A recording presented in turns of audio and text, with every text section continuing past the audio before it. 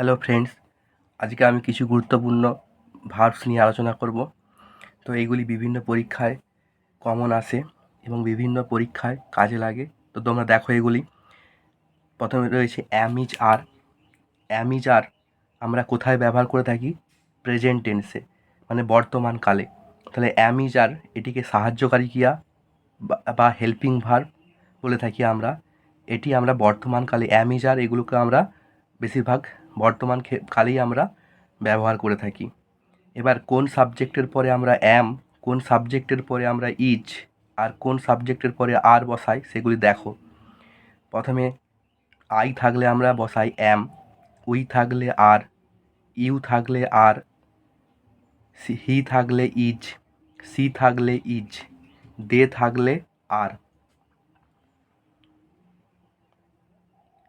তারপর দেখো ইট থাকলে ইজ, অমল, তাহলে অমল কোনো একজন ব্যক্তির নাম বোঝাচ্ছে, তাহলে অমল থাকলে কী হবে? ইজ। অমল অ্যান্ড রিনা, তাহলে দুজনের নাম বোঝাচ্ছে, তখন কী হবে? আর হবে। The pen is. আবার দেখো দ্য পেনস আর। তাহলে দেখো এই যে এগুলি বললাম ভার্বের উদাহরণগুলো, তাহলে আমরা কার ক্ষেত্রে আমরা কি ব্যবহার করেছি দেখো। আই থাকলে অ্যাম, তাহলে আই থাকলে সর্বদাই কী বসবে? অ্যাম বসবে, এটা যেন মনে থাকে। তারপরে উই, উই মানে আমরা, তাহলে উই মানে আমরা, এখানে দেখো মানে আমরা বলতে প্লুরাল, মানে অনেকজনকে বোঝাচ্ছে, ওই জন্য কী হবে? আর হবে। আবার ইউ, ইউ মানে তুমি, সেকেন্ড পার্সন, সেকেন্ড পার্সন, তাহলে সেকেন্ড পার্সনের ক্ষেত্রে সবসময় আমরা কি বসাবো? আর বসাবো। তারপর হচ্ছে হি, হি মানে সে, থার্ড পার্সন, তাহলে একজন সিঙ্গুলার নাম্বার, তার ক্ষেত্রে আমরা কি বসাবো? ইজ বসাবো।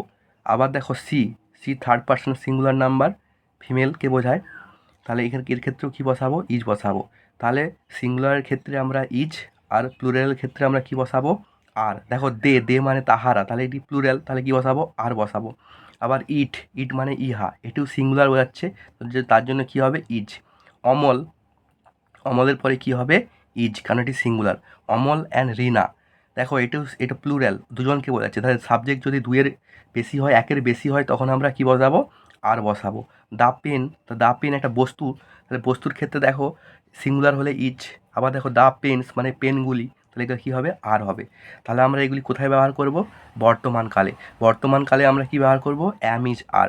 এটি সাহায্যকারী ক্রিয়ারূপে ব্যবহার করা হয়, আবার কখনো কখনো এগুলি প্রধান ক্রিয়া বা মেন ভার্ব রূপে বসে। কোথায়? না প্রেজেন্ট টেন্স বা বর্তমান কালে। তাহলে বর্তমান কালে আমরা এগুলো ব্যবহার করে থাকি। তো তোমরা এগুলো খেয়াল রাখবে ভালো করে।